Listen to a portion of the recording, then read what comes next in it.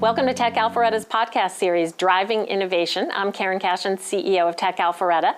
I'm here today with Adwait Joshi, who is CEO and founder of Dataseers, and both a serial entrepreneur and a startup success story. Adwait, welcome. Thank you.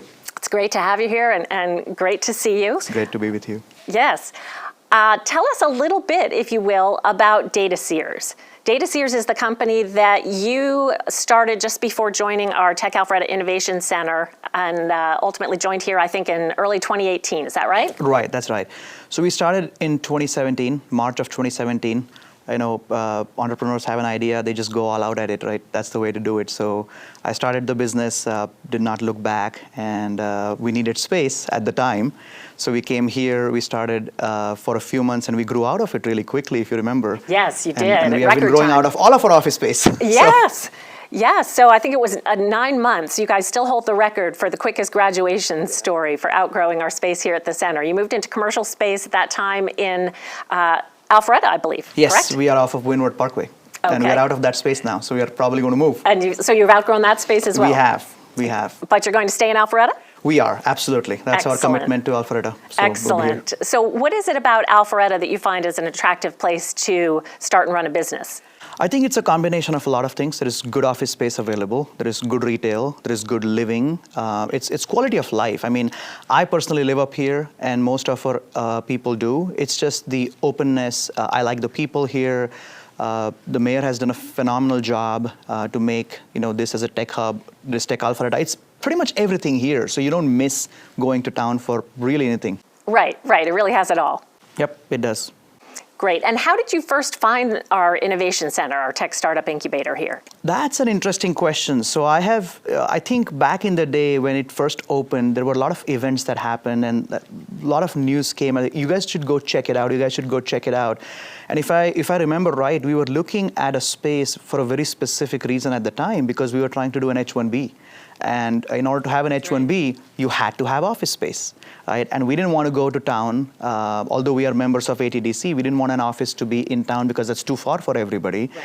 And so this became the default choice. And we said, okay, let's see what this is about and how can we grow out of here. So it was a great experience. And did you feel like being a member of the incubator helped you as you grew your company? It did, absolutely did. I mean, it's the conversations you have with other folks, it's the interaction that you have with the board members, with people visiting the events. It all drives innovation, right? It all drives the thought process. Yeah, absolutely. I think it's a real necessity for startups to be part of a community like this. Absolutely. If not this one. So you've described yourself as a serial entrepreneur. When did you start your first company? My first company actually started when I was 15 years old. People ask me, a lot of people know me as Eddie, and they ask me, why Eddie? It's actually my first company was named AD's Computers, okay. AD for Adwait. And it was a summer when I learned C++, and I told my mom that I wanted to buy a computer, and computers were expensive back in the day, and I was in India, and it was not a common thing to have. And so I made a deal that if you buy me a computer, I'll earn my way on it. And she was like, how are you going to earn money off of this? So we started a business. We were helping my professors then, my school professors, digitize their notes that they were doing. So private tuitions are huge in India. So you go to school just to attend and have an attendance sheet, but you really learn in private tuitions. Okay. So they used to give handwritten notes, and I just went to them and said, this is so silly. You guys have to write it and then make a copy of it, and some people understand your handwriting, some people don't. You make mistakes, things change. So I was able to convince them that this needed to be digitized. And so I printed books for them. So we used to do copyright work on books and type it all up and create literally textbooks for all the professors. So every single one of my professors was my client back then. So you really fine-tuned your customer pitches at age 15. Exactly. And of course, it had to come to a stop because I was pursuing my engineering. And at some point of time, studies and education comes in the way of business. And I wanted to make sure that I didn't leave track of my education. So, I had to sunset it and then came here. Right. Did you employ any family members in your first company? I did, actually. My mom was an employee. And if you ask her, she will tell you that I was the worst boss because I would come home from school and the work would not be done. And I would ask her, well, why didn't you do it? And she would tell me, well, I was cooking for you. And I said, that's not an excuse, the stuff still had to be done. It's funny, now my dad actually runs our India office. So, having family helps. There's definitely a lot of trust, and I'm close to my parents. So it always is I look up to my father as a entrepreneur himself. And that's where I get my ideas and my intelligence from, because he's been a businessman all his life. Right. And he speaks multiple languages. Yeah. So you came to the U.S. in what year? Just before 9/11, 2001. 8th August 2001 is when I landed here in upstate New York. And were you continuing to pursue your studies at that time? Yes, I went to UB to get a master's degree. That was the only college at the time that I could afford, being an out-of-state tuition. Sure. It was expensive, and I had already earned my living by then because the education was paid for by the work that I did between my age 15 and 19. Yeah. So I went to upstate New York, and it was a fun experience, and ran away from the snow, came to Atlanta. Yeah, I was going to say, you must have decided you preferred the warm climate. Yeah, I do. I mean, coming from Mumbai, Yeah. it's always been hot and humid. So I definitely like this weather better than the cold. Oh, yeah, I'm with you there. And when you were studying for your master's in Buffalo, is that where you first became really passionate about data and data analytics? Yeah, so it started in my final years of engineering. I am a mechanical engineer by trade, but the way mechanical engineering works in India, it's pretty loose. They teach you pretty much everything from automobile all the way to computer science, because they want you to have a wide array of knowledge. Right, which is great. Exactly. And so when Yeah. I came here, I naturally enrolled in mechanical engineering, but I did not want to do aerospace. I did not want to do the standard stuff everybody was doing. So I kind of started exploring different opportunities, and I came across an opportunity where it was a funded opportunity. So obviously that made a big difference why I went there, right? Absolutely. So they were going to pay for my tuition, they were going to pay me a stipend, dream come true. So I went and worked with the computer science department and the department of architecture, and we did a research on universal design. We see the concept of universal design around us all the time. I mean, you see water fountains, there is always two. There is one high and one low, right? The concept of universal design basically says, can we combine that into one that could potentially go up and down as needed, right? So that's the whole concept of universal design. It's been around, so my entire master's thesis, at the time I actually wanted to pursue a PhD. But so I started a thesis, and it focused on anthropometry, which is human body measurements. Mm-hmm. And how did human body measurements interact with real life things like a chair, like a table? And we focused on a specific group of individuals who had cerebral palsy. So they had limited reach and limited grip strength. Okay. So taking the three-dimensional data of their reach capabilities and taking the grip strength data, adding that fourth dimension, really became difficult for these architects to design objects in 3D space. So they wanted me to develop a software, basically take this data in near real time, because we are constantly measuring people every day. Right. And we would take this data in, we would run statistics on it, we would figure out who is the extremes and what needs to happen. And that project still continues. In fact, if you still... Does it really? It does. It's been 20 years now. And if you look at it, Dr. Paquette is still pursuing this project. It has been funded all this long. When That's I started it was the amazing. first year. Yes. So we did not know if it would continue. And it has Right. continued. There has been patents filed on it and so on and so forth. So that's when I first got exposed to data, atypical data. So I have never focused on traditional data. It has always been something different, right? So there has to be a fourth dimension, fifth dimension to the data. So naturally, Dataseers is all about data, all about payments data, because payments data adds another dimension, which is the element of time and timing when it comes to settlements and fraud catching and all of that. So that's what, it was a natural progression. I had been in the Yes. financial services industry. And Okay, so I was going to ask, how did you get into exactly. So, I've done a lot of different things. Did some work with an animal health company, did some work with a telecom company, all around analytics.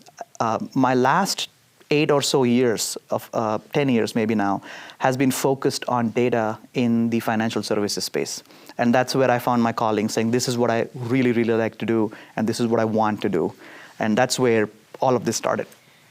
That's a great story. Was there an interim period between when you got your master's and when you started Dataseers, when you started any other businesses? I did. So I have always wanted to do my own business, but as you know, immigrants have a difficult situation because you can't start your business until you get to a certain point in your immigration process, right? You can't start a business on H-1B. You had to start a business until you got your green card. Yeah. So I actually took a risk back in 2008 when my H-1B was in process and I had not gotten my green card yet. I just made a decision saying that, okay, I'm going to quit my job. I'm going to start my business. And if the immigration services have a problem with me starting a business and employing people, giving them jobs and paying more taxes than what I would have paid, then I'll deal with it. And luckily, there is some clauses that allow you to do that. Okay. And it was a success story because never had an issue with my green card, never had an issue with my citizenship interview. They just asked me questions and I was like, this is what I did. And they were happy that I was able to pursue my dream. Right. So I did and create jobs at the same time. So my first business in the US was in 2008 when the economy was crashing. And I said, listen, if I have to take a risk with a job, because I don't know if I'll be fired, because my business owners might run out of money, then let me just invest in myself. Right. Let me just trust myself. Let me do something on my own. At least I can control my own destiny. It's almost like saying, right, some people like to be in the passenger seat, but some people like to be in the driver's seat. That's right. So I always like to be in the driver's seat. At least I can control what happens. Yes. So that's where my first US-based business started. And we had a small exit, did a lot of good work, and came back to Startup World. And I think I love the grind. I love the climb. I love the grind. I love the innovation that comes with startups. So I don't think this will ever stop. Right? It's always just back to square one. Back to square one. Yeah. That's right. That's right. So the risk taking you mentioned, that seems to be a common trait amongst entrepreneurs. Yes. And I've heard you describe being an entrepreneur as being like a salmon swimming upstream, which I think is a great analogy. Can you elaborate on that? Yeah, so all the businesses that I've started, right, they have come out at a point where something just snapped and I said, I got to go do this, right? Yeah. I didn't care about the economy. I didn't care about what happened around because I believe in a simple thing, right? So all of my businesses have been organically grown. We have never had external funding. That gives you a different perspective in mind, saying that I'm only going to spend what I can spend because that's all the money I have. It's like running a household. If you earn $100 a week, you got to manage in $100. If you earn $1,000 a week, you got to manage in $1,000. Right, you cannot go on a budget. Exactly, you got to stay on a budget. And that's how all the businesses have been, and that has helped us because in 2008, when the economy went down, our business grew from 2008 throughout every single year. This year, when the economy started going down because of COVID, a lot of people struggled. We continued to grow during this time. The only reason was we have had a very strategic plan. We have a very sound plan. We don't recruit people that we don't need. I don't believe in hiring and firing. We want to make sure that we make the right investment in the person and help them grow with the company. All of those things, right?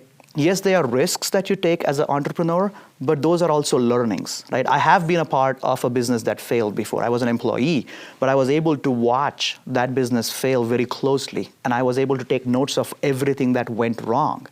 And any entrepreneur learns from their mistakes before, right? Yes. So I keep telling people that, I'm a wantrepreneur, not an entrepreneur, because unless you have a big bang exit of a multi-billion dollars, right, it makes no sense. But that's just my personal goal. The key is, it's not a risk. It's a decision you make, right? Nobody makes a risky decision knowing that they're going to fail. Right. So whenever you always think you're going to succeed. So whenever you make a decision, you got to back it up. You can't be impulsive, and that's what doing this over a few times teaches you. That you can make an impulsive decision. You got to sit back. Sometimes it hurts you. Sometimes it helps you. Sometimes it hurts you because you might take too long about some decision and you might lose that opportunity. But you know what? In some cases, that is better than not. Like, I'll give you a simple example.